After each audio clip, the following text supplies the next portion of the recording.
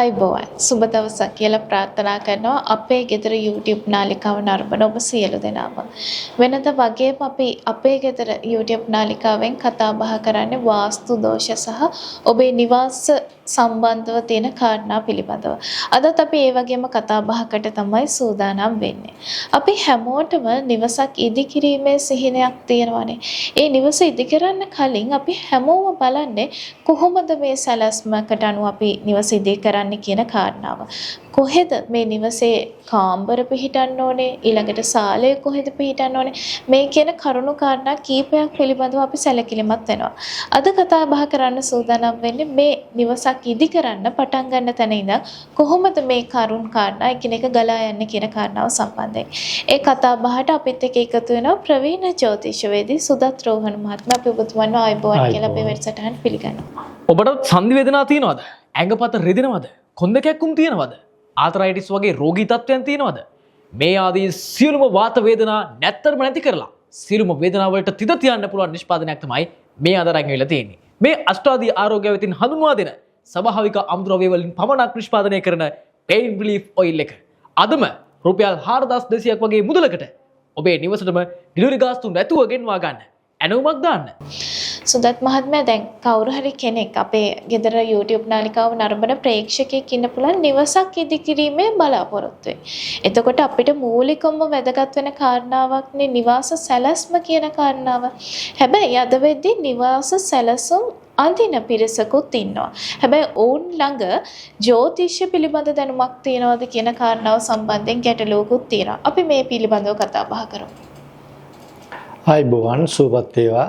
මම අවිස්සාවේලේ ගැටහැත්තේ සුදත් රෝහණ ජයරත්න වාස්තු විද්‍යාවේදී සුදත් ජ්‍යොතිෂවේදී. එතකොට දැන් මෙතුමිය මගෙන් ඇහුවා නිවසක් හදන්න සැලැස්මක් අඳ ගන්නකොට කොහොමද ඒකට මූලිකම කරන්න ඕනේ මොනවද කියලා. දැන් නිවසක් හදන්න අදහසක් එනකොට අනිවාර්යයෙන්ම ඉඩමක් ගන්න ඕනේනේ.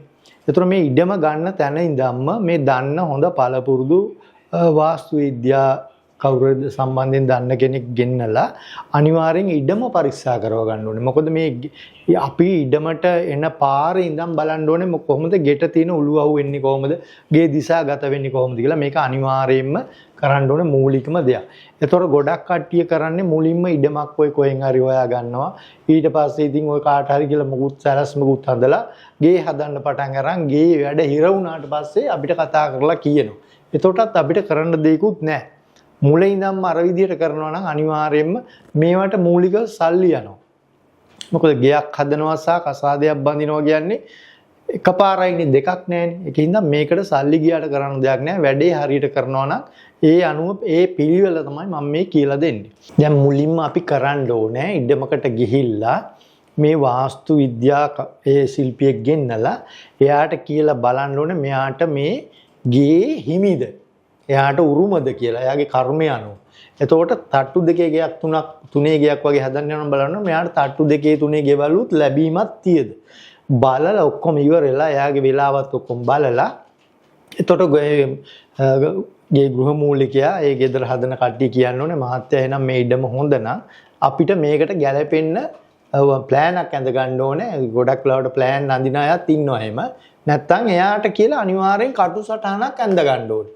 මොකද අර ගෙදර ගෘහ මූලිකයාගේ උපම් වෙලාවට ගැලපෙන්න ගේ වර්ග කරලා ඔක්කොම කරලා හරියට කාමර කොහොමද එන්නේ, টয়ලට් කොහෙද, ළිඳ කොහෙද ඔක්කොම වර්ග කරලා හරියට කටු සටහනක් අඳලා ඒක අරන් ගිහිල්ලා අර වාස්තු මේ කියන්නේ ප්ලෑන් අඳින කෙනාට දීලා ඒ අනුව ප්ලෑන් ඇඳලා ඔරිජිනල් print out එක ගන්න කලින් ආපහු ආයි වාස්තු එක්කෙනාට ගෙන්නලා පෙන්නලා මේක හරිද කියලා අහලා තමයි මේක අනුමත කරගන්න ඕනේ. ඒතර මේක තමයි ක්‍රමය. එතකොට මේ ප්ලෑනක් අඳිද්දී මේකේ තියෙනවා දිග පළල. අනිවාර්යෙන් මේ ගෙයි දිග එන්න ඕනේ හරිද පළල වගේ එකයි කාලක්ව එකමාර. ඊට වඩා වැඩි වුණොත් ඔකට එනවා දණ්ඩක දෝෂය කියලා එකක් එනවා. එතකොට gedara ආර්ථිකයේ පිරිහීමටපත් වෙනවා. ඒක තමයි වෙන්නේ. අනිවාර්යෙන් ඒ හරියට ඒක මොකද ඉඩම ගද්දිමයි බලන්න ඕනේ. පොඩි ඉඩමක් අරගෙන ඉවරලා පල්ල ගන්න බැරි ඉඩමක් අරන් ගේ හැදුවට වැඩක් නැහැ. ඊට පස්සේ දැන් මේ ගෙයි මුල්ගල තියෙන කෙනා අනිවාර්යයෙන්ම gedara ගෘහමූලිකයා වෙන්න ඕනේ. දැන් බැරි වෙලා හරි තව ප්‍රශ්නයක් එනවා. බැරි වෙලා හරි ගෘහමූලිකයා ගිහිල්ලා රට. එයා සල්ලි එවනවා. නමුත් ගේ හදන්නේ නෝන. එතකොට අනිවාර්යෙන් අර ගේ හදන නැකත් දෙන්න ඕනේ නෝනට. නෝනට සීයෙන්න. නැතු රටේ ඉන්න ගෘහමූලිකයාට වෙලාවල් හදලා නෝනාති මුල්ගල තිබ්බට ඒත් එක වැඩේ වෙන්නේ නැහැ. හරියට බලන්න ඕනේ. ඒතර ඔන්න ඔය දැන් අර අපිට තියෙන වෙලාව කෙටි හින්දා මම මේ ඉක්මනට කියගෙන යන්න. එතකොට ගේ වර්ගයට ගන්න ඕනේ ගෙයි වහලයයි බිත්තියයි අනිවාර්යයෙන්ම වහලේ අතිවාරම බිත්තිය මේ තුනම ආවොත් තමයි එක ගයක් වෙන්නේ. පෙලක් තැන් තියෙනවා මේ මොනවාද වැරන්ඩ එක දාලා ඒක අරන් හරියන්නේ නැහැ. අනිත් එක තමයි තව වැරදි ක්‍රමයක් කරනවා ගොඩක් මම දැකලා තියෙනවා ඒ වාස්තු කට්ටිය කියලා තියෙනවා. ඍජු පොම් තියලා මේ වර්ගයට අහුවෙන්නේ නැහැ කියලා එහෙම ක්‍රමයක් නැහැ. හරිද? මේ ඍජු පොම් තියලා කතාවක් නැහැ. ඒක හරියට වර්ග කරලා ගන්න ඕනේ. එතකොට දැන් මම අර මුල්ගල තියෙන හැටි කියලා දෙන්න එපා. එතකොට මේ මුල්ගල අනිවාර්යයෙන් මේ මුල්ගලට දැන් ගොඩාක් තැන්වල ඔය බේත් කඩවල තියෙනවා මොනවද කොන්ක්‍රීට් වලින් හදලා ගෙනල්ලා පොඩි පැකට් වගේකුත් තියෙනවා කඩලා දාලා ඔක්කොම මේක කිසිම සාර්ථක ක්‍රමයක් නෙමෙයි. මුල්ගලක් වෙනකොට අනිවාර්යයෙන්ම ඒක තන්නේ කළු ගලෙන්. කළු ගලේ ඔය ගල් වැඩ කරන තැන්වල තියෙනවා හදලා ලස්සනට හදලා තියෙනවා. දිග අඟල් 9ක් වෙන්න ඕනේ. උස අඟල් 5ක් වෙන්න ඕනේ. පළල අඟල් 4ක් වෙන්න ඕනේ. මෙන්න මේ විදිහට හදපු ගලක් ලස්සනට අර gadol වගේ හදලා ඒක ඇතුලේ කුහරයක් හදලා ඒකට දාන්න ඕනේ අර මුල් ගල්ට දාන ඔය ඊතන බැලතන ඒව ගොඩක් ಜಾති තියෙනවා. එතකොට මෙන්න මේ ටික දාලා ඒවට කරන්න ඕනේ. ඉතින් සමහරට ඔය පූජා කරන ඒ කරන කට්ටිය ඉන්නවා. ඒවත් කරලා ඉවරලා හරියට මුල් ගල තියෙන්න ඕනේ. මෙතෙන්දී ඔය කිව්ව දිගපල්ල පොඩ්ඩක් වැඩි වුණාට කමක් නැහැ. නමුත් අඩු වෙන එක දෝෂයක්. අනිවාර්යයෙන්ම අඩු වෙන්න බෑ. මුල්ගල හරියටම ඔය මං කිව්වා උස දිග 9යි උස 5යි පළල 4යි. ඕක තමයි සම්මත ක්‍රමය. ඒ ගල් කැටයම් කරන තැනකට දුන්නාම මේගොල්ලෝ ලස්සනට හදලා දෙනවා. එතකොට මේක අනිවාර්යෙන් ගෘහමූලිකයා අතින් හෝ එහෙම නැත්නම් ගෘහමූලිකයාගේ නෝනා අතින් කරන්න ඕනේ. නමුත් ඒ කරන කෙනාට තමයි අර gedara ඒ අවස්ථාවට දින වෙලාව හදන්න ඕනේ. එතකොට මේ ගේක දැන් ගොඩක් වෙලාවට මේ මම මීට කලින් මම උළුවහු ගැන කතා කරලා තියෙනවානේ. එතකොට මේ ගෙවල් වල තියෙන ලොකු දෙයක් කතා නොකරන දෙයක් තමයි මේ ලෙඩ රෝග බලවත් වෙන තැනක් තියෙනවා මේ මංගල බිත්තිය කියන එක. මේක අනිවාර්යෙන් ප්ලෑන් අඳිද්දි හරියට බලන්න ඕනේ. ඒක තමයි ඉඩම ගන්නකොට ඉඳන් මේව හොයන්න කියන්නේ. මේ ගෙදරක මංගල බිත්තිය කියන්නේ ගේ හරි මැදින් නෙමෙයි. ඉතින් චුට්ටක් අඟල් ගණක් එහෙම වෙලා ගෙයි එහා කෙරෝල් ඉඳන් මෙහා කෙරෝල්ට දිගට බැඳෙන බිත්තිය. මේ බිත්තිය මම හොඳට දැකලා තියෙනවා ගෙවල් බලන්න ගියාම මේ බිත්තිය කැඩිලා ඒ කියන්නේ අතිවාරමින් කැඩිලා වෙනස් වෙලා උස් වෙලා පහත් වෙලා එහෙම ආවොත් අනිවාර්යෙන් ගෙදර ගෘහමූලිකයාගේ කොන්දේ දෝෂයක් එනවා.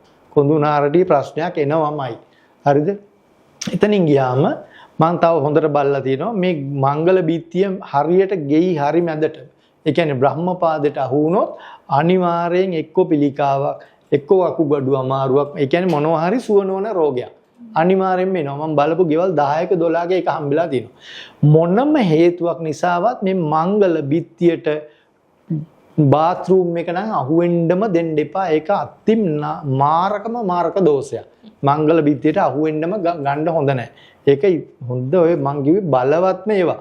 තව ගොඩක් දෝෂ තියෙනවා. තව දෙයක් ගොඩක් කට්ටිය කරනවා. දැන් අර මංගල බිත්තිය මැද්දෙන් පොඩි කවුළු තියෙනවා. අර කෑම කාමරේ තියෙනවා නම් කෑම ගන්න. එතනින් ගියාම අර නිදන කාමරවල පොඩි බබාලා නිදිද කියලා ඔළුව දාලා බලන්න.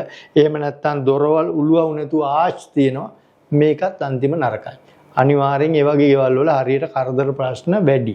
එතකොට මේම ඒ කියන්නේ හිස් ආච් ඒවා මුකුත් තියන්නේ නැතුව එහෙම ආච් එකක් තියන්න ඕන නම් ඒකටත් ලී වලින් ප්‍රේම් එකක් ගහලා උළුවස්සක් නෙමෙයි. උළුවස්සට වඩා අඩු පොඩි ප්‍රේම් එකක් ගහලා ඒකත් නමුත් උළුවස්සක් හැටියට ගණන් ගන්න ඕනේ. එතකොට උළුවස්සක් හැටියට ගයිනකොට උළුවහු ගන්න අනිවාර්යෙන් ඔත්තෙන් දෙපේ. උළුවහු ඔත්තේ ජනෙල් ඉරට්ටි. ඒතර මේකත් එන්න. ඒතර ජනේල් වලට ගන්නකොට පෑන් ලයිට් එකක් ගන්න ඕනේ, ගයින්න ඕනේ ජනේලයක් හැටියට. මෙන්න මේවා තමයි මූලික સિદ્ધාන්ත. අනිත් එක තමයි ප්‍රධාන දේ තමයි gedara ප්‍රධාන උළුවස්සට වඩා අනිත් කිසිම ජනේලයක් උළුවස්සක් දශමයක්වත් උස වෙන්න බෑ. අනිවාර්යෙන් හැම එකක්ම මේ මට්ටමේ තිබුණාට කමන්නේ එක මට්ටමේ. පහත් වුණාට කමක් නැහැ උස වෙන්න බෑ. උස වුණොත් ඒ gedara දරුවෝ කියන්නේ තාත්තා කියන දේ අහන්නේ නැහැ. ඒ වගේ තත්යකටපත් වෙනවා. ඒ හිතුවක්කාර වෙනවා දරුවෝ. ඉතින් ඒ වගේ ප්‍රශ්න ගොඩාක් ඇති වෙනවා. ඉතින් මේ වගේ අපිට ලැබෙන පොඩි වේලාවක් තුල මේ සියලු දේවල් අපිට මිනිසුන්ට කියලා දෙන්න බෑ. නමුත් අපිට මේ ලැබෙන පොඩි වෙලාවට අපි ඊළඟ පාරත් මේ වගේ මොනවා හරි මාතෘකාවක් කරන් වීඩියෝ එකක් කරමු කියලා මම ඉල්ලා මේක චුට්ටක් බලලා යන්න. ඉසකස් නිසා මානසිකව වැටලා දින්නේ. කොණ්ඩේ ගිහිලාද තියෙන්නේ, ඉදිලාද තියෙන්නේ, පැහිලාද තියෙන්නේ. මෙන්න තියෙනවා නියම විසඳුම. අෂ්ටාඩි ආරෝග්‍ය නැචරල් හෙයා ඔයිල්. දිවසටම ගෙන්න ගන්න පහළ තියෙන දුරකථන අංකයට WhatsApp කරන්න. අපි හැමදාම වගේ අපේ ගෙදර YouTube නාලිකාවෙන් කතා කරේ වාස්තු දෝෂ නැත්නම් ඔබ නිවසක් ඉදි කරන්න බලාපොරොත්තු වෙන්න ඉන්නවා නම් ඒ පිළිබඳව තමයි හැමදාමත් කතා බහ කරේ. අද අපි කතා බහ කරේ කොහොමද නිවසක් සැලසුම් කරන්නේ, මේ සැලසුම අඳින්නේ සහ මුල් ගල තියන්නේ ඕනේ කොහොමද, මංගල පිටිය කියන කාරණා සම්බන්ධයෙන් තමයි කතා බහ කරේ. ඒ කතා බහට අද අපිත් එක්ක එකතු වුණා වාස්තු විද්‍යාව සහ ප්‍රවීණ ජ්‍යොතිෂවේදී සුදත් රෝහණ මහත්මයා. අපි ඔබතුමන්ට ස්තුතිවන්ත වෙනවා අපේ වැඩසටහනත් එක්ක සම්බන්ධ වීම පිළිබඳව. අපි හැමදාමත් අපේ ගෙදර YouTube නාලිකාවෙන් කතා කරන්නේ ඔබේ ගෙදරට ඔබේ නිවසට අවශ්‍ය කාරණා සම්බන්ධයෙන්. දීර්ඝ මාතෘකා වුණත් අපි කෙටියෙන් ඔබට අවශ්‍ය දැනුම ලබා දෙන්න තමයි හැම මොහොතෙම කටයුතු කරන්නේ. නැවතත් මෙවැනිම වීඩියෝ එකක් සමගින් ඔබ සම්බන්ධ වීමට බලාපොරොත්තු වෙමින් අදට අපි ඔබෙන් සමුගන්නවා. ඔබට සුබ දවසක්.